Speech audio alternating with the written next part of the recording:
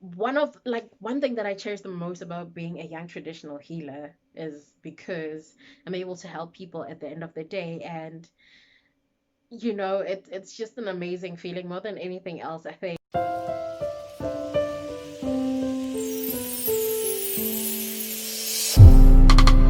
Black child, you going far.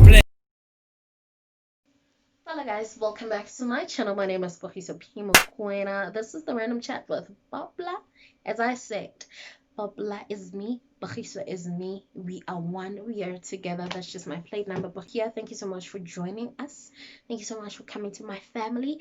And if you're a returning subscriber, fam, you and loyalty.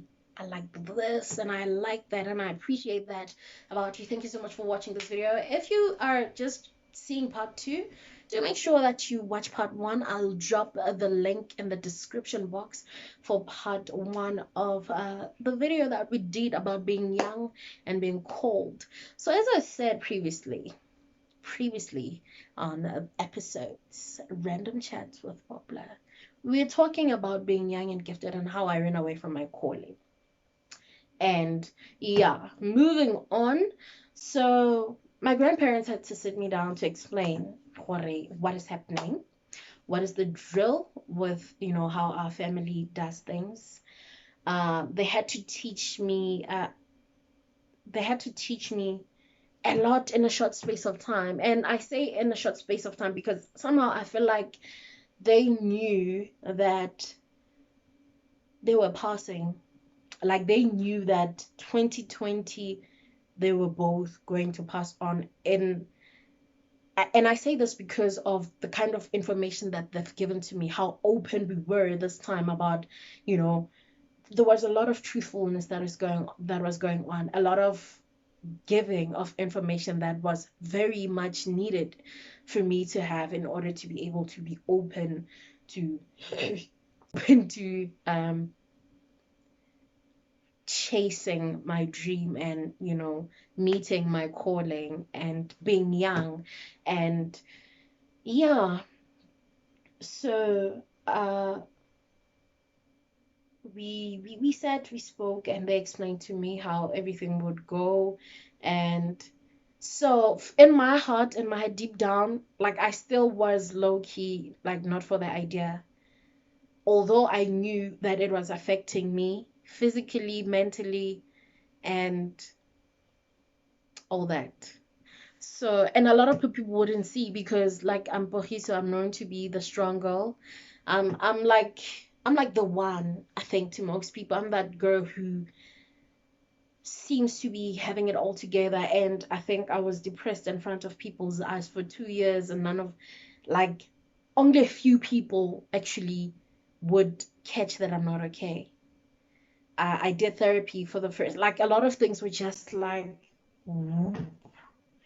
on top of me, you know. So everything was just, I felt bombarded with a lot of things. Like my past was catching up with me, so I had to attend therapy. A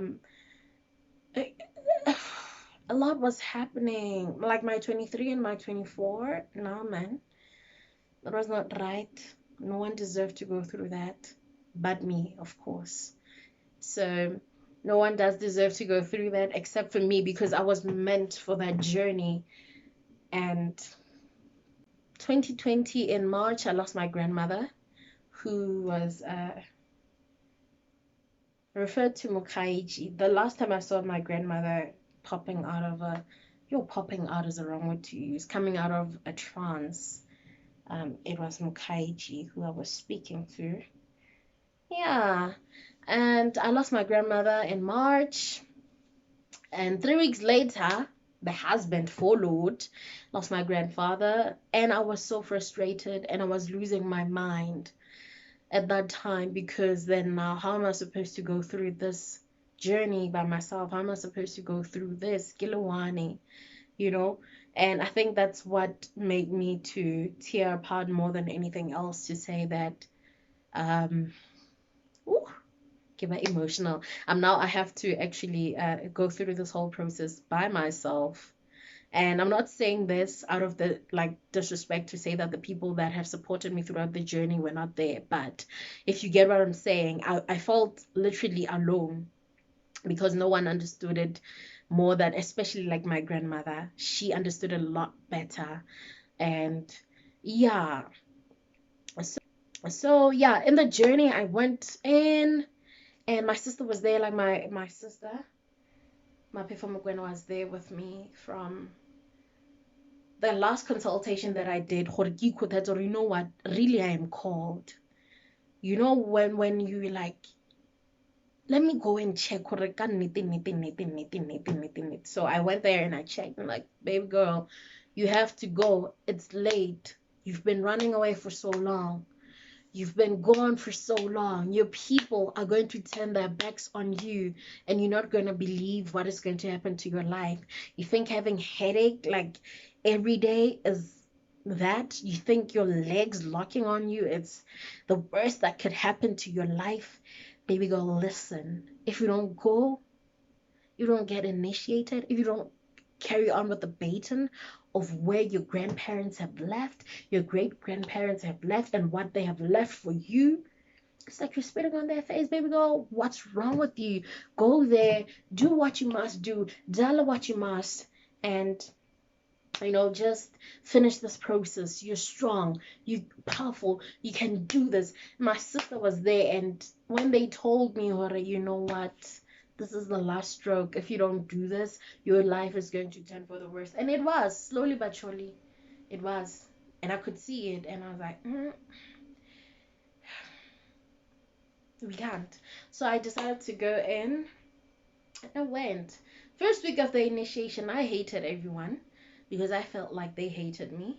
Like starting from my mom. How do you let your child go through this? Motsadi. Batsadi. Yo.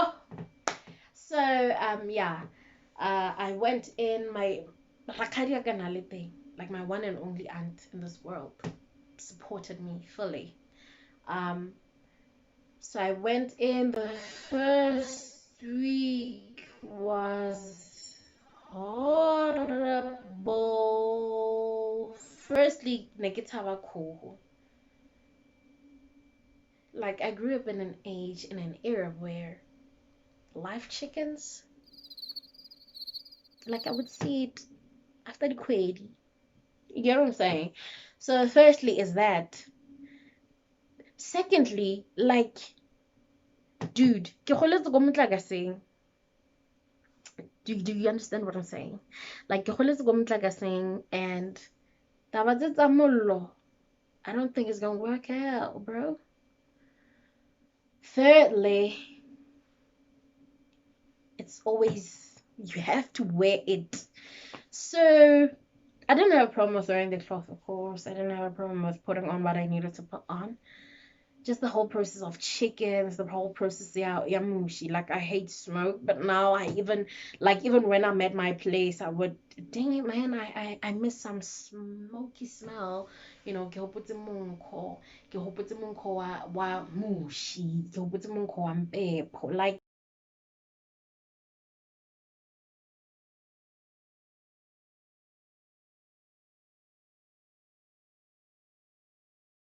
you get to that point once you're done, when you stop thinking that everyone is in it to hurt you because they hate you. No, but yeah. So I went through that process, and it was very difficult, I'm not gonna lie. But for me, as difficult as it was necessary because I needed to find myself. So in this journey, I was able to find myself.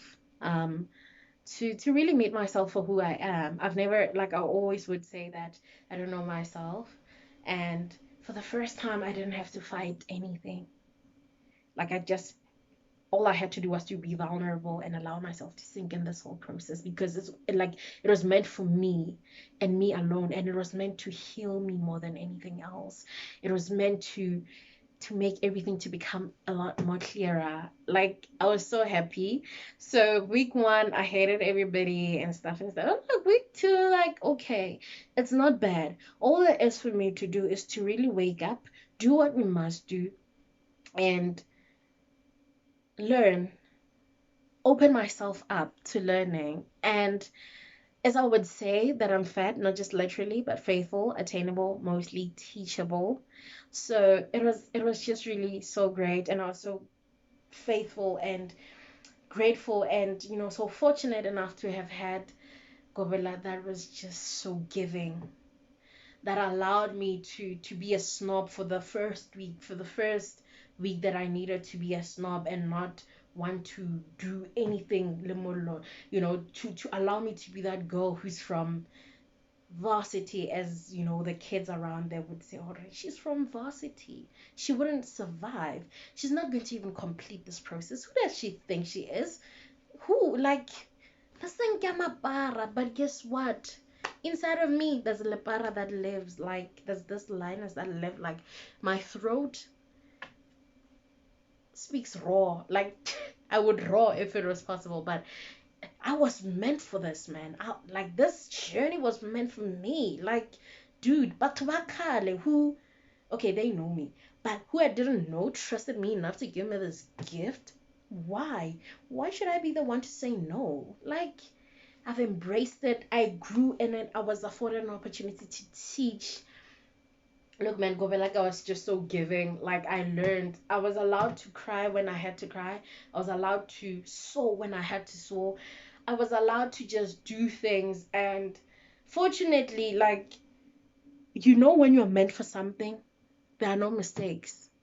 You wouldn't do anything wrong because it's meant for you. That's yours. Yeah, how too. So, like, I grew up go petrifying was with that thing to say this is meant for me, no one else but you get what I'm saying. So yeah, I grew, learned whatever it is that I needed to learn. Sorry. So yeah, it happened, and I became so proud of myself just looking at how I wouldn't even pick up a chicken to slaughtering it. Me, like, this person, look at me. Look at me. I would like, now I slaughter chickens, and knowing my meds, knowing what is it to do, but most of all being able to help someone, guys. And I was fortunate enough that I was afforded an opportunity to form part of consultations. People would come and consult, and I would, throw in whatever it is that I see that the pansies are giving to me to give to the person as a message. And I think that was one of the biggest things that one thing that I cherish the most about being a young traditional healer is because I'm able to help people at the end of the day. And it's just an amazing feeling. More than anything else, I think I like the fact that I'm able to help people who come with their problems, who come with, at the end of the day, they leave satisfied with the kind of help that I would give. And I think that's just like the biggest thing of it all, that really helped me to, yeah, it really helped me to just embrace this whole journey and to just trust the process, that it's not easy all the time. I'm young, as I've said, and I've been, like, I was looking forward to living like many other young people, that is going to places of young people, that is trying to find romantic relationship. And yeah, but I guess Badimo had their own ways of doing things. What I would say is most challenging about being a young person and being called and being in this modern day is, especially for me, like, a lot of people would know me as a person who's like an artist. I'm a poet. I do mad poetry, and most of my poems are like gravitated to more an emotion of passion for Christ, because that's the only, okay, I wouldn't say that's the only thing that I knew. That's also another thing that I knew. I had my own relationship with God. I still do have my relationship with God, because the gift requires for you to ask for powers that are above and beneath you, if I make sense. Like, I wouldn't just, and it was difficult for me to I think my first prayer that I said, like, I really fell apart when I had to call God and Badimo Baga to just be in my space and in my midst at one time. And It was the most beautiful thing because you know when you light a candle, your candle will tell you everything that is happening to you, you know. And it was a great moment for me to just legit be in that space and be in that moment to understand or hey man, there's really the power that's like above and like that's just above you. Like there's supreme powers that are really above us, and I'm just so fortunate that I'm able to gravitate to that and to pull that as a young person that I am. And look, and I know that people would expect perfection from me. I'm not going to be perfect. I'm going to fumble sometimes. I'm going to stumble, but I try not to most of the times. But I say this because we are living in a world where I'm not alone. I do not have control of whatever it is that is going to happen to me. I don't have control of what a person would come to say to me about me going out wearing a duke, about me being a young traditional healer and being at a place of young people during the day, or to just be in a public place and to not want to. I get and understand that we carry our gifts wherever and everywhere that we are, but in most times because of what is it that we carry through and through, whether like at any time or at any space, like Badimo don't have that thing out, you turn them on and off, you know, the same way as God would give to those that are called to speak on, you know, his behalf, to just at any given time they would just come in to give me a message. And if you don't want to receive, I would definitely respect that. And also I would also like to be respected in the sense ya gore you can't just meet me at the mall and say what is it that you see about my future, you know, what is it that you sorry, what is it that you you know, like you'd want a consultation ko molong. Don't do that, that's not cute, that's not right, you shouldn't do that. No, we don't like that.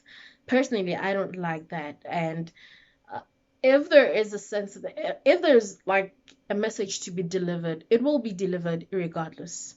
So I would like for people to really respect my space with regards to that. um I'm not comfortable with doing virtual consultations simply because, I mean, I'm a few months into this whole thing. I'm still trying to understand and figure out a lot of things for me to just do anything virtual. Of course, there are some things that I would see that I would just give you the message because it's there to be given. But I'm not comfortable with virtual consultations, and I think that's what a lot of other young people were requesting. So if you do want a consultation, like I prefer the physical because I mean at the end of the day you need to blow in moya kamara mokotlana. So yeah, and there are certain people who would want dreams and like dream interpretations. Some are very sensitive for just me to just blurt them out. You know, it's like coming to a consultation is like an HIV, doing an HIV test because you need to be cancelled. You need to, you know, you must understand what's going to happen, the process, and also the remedies because it's like when you go to the doctor and then you don't know what medicine, so they have to explain to you what is it, and you know, side effects if there are any. It's like contraceptives. If you go to the clinic and you just go and say you want depo or okay, I don't know, other forms of like you want your dip or you want your new straight, whatever. They would explain to you what are the side effects and stuff like that. So even with me, I would explain like I that's my comfort because that's what I've ever since coming into the space I've been exposed to. I will also definitely and grow into becoming Marona Maschaba as you know given to say I will get to a space where I'm comfortable with moving with the times. But for now, I really would respect that. I don't do virtual consultations. I don't do them. So yeah. And as I've said, what I like most about being a young traditional healer is the fact that I'm able to help people. I think more than anything else, when a person says, I have healed, I'm okay, and that's because of you. So that alone helps me to sleep at night. And it's been such a great pleasure to have helped so many people that I've helped so far. I'm really excited about those that I'm going to help in the future. Um, so yeah, that's basically that, my journey to being young and being cold. And obviously, I had to strip myself from a lot of things. Like, a lot of things have happened, guys. Like, you lose your senses at some point. You can't write. Like, as a poet, not being able to write, bro. And immediately after initiation, I wrote. Before I went to initiation, I wrote a poem called Ilozi. And that was out of spite, sadness, confusion, fear, more than anything else, I think. And I came out to write Ilozi too, as a continuation to say, I understand. I understand why I had to go through all that.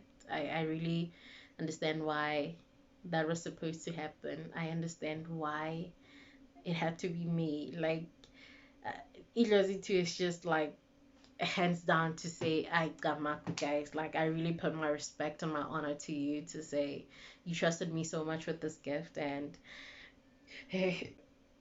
yeah, I guess I'm just so happy to be one of those that are called, especially in this day and age. And I'm really excited to teach and impart my knowledge to many other people, of course, who are just going to be joining the space. And I feel like our I feel like honestly our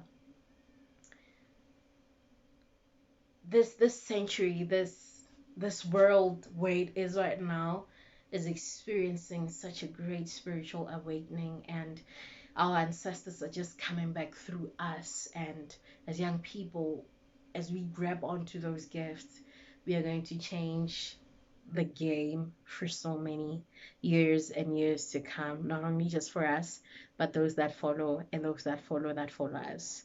So yeah, that is me.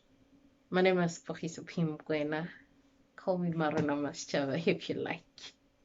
And I'm a young traditional healer, blessed, young, cold, renewed, rejuvenated, and ready to help you, and ready to help the world, and ready to help myself more than anything else, because this journey also had a lot more to do with me. So thank you so much for watching this video up until to this point, to this end. Before we get emotional, make sure that you subscribe, click on the notification button, just so you're able to be notified whenever I post a picture. This year we are planning on being consistent. Every Thursday we are dropping a video, and we're going in hard, wild, kore man, like Benegant. Anyways, thank you so much for joining me. This was the random chat with a Poplar with the good hair. I love you so much for watching me.